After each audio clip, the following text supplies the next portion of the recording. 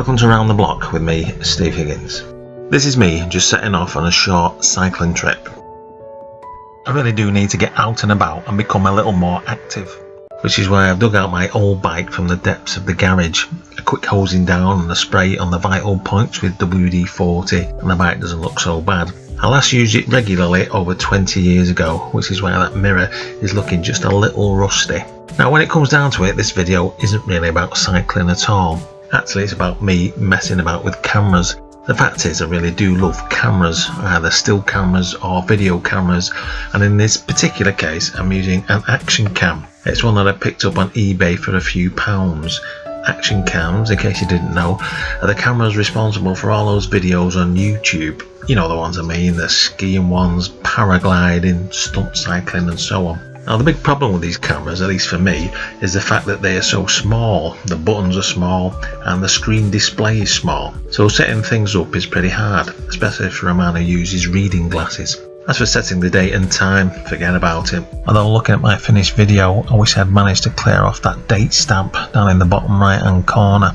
Now the video of today is very much a tool of social media. Attention spans are short, so documentaries are out, and very much in is a short, straight to the point video. In fact, videos today have a lot in common with music videos, which started life in the 1980s, when the idea of a short film or video to promote a music single evolved. No intros, titles or credits, just straight in with the song.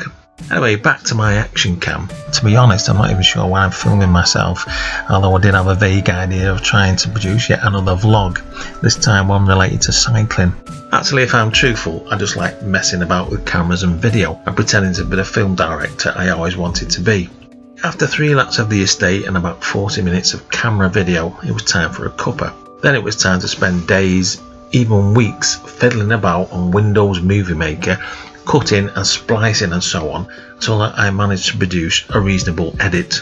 I do so like photography in the digital age. No expensive films, no waiting for the film to be developed and printed, no more expensive mistakes.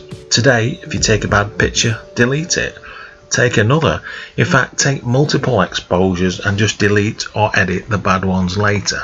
Digital video is pretty much the same. Delete what you don't want and start again.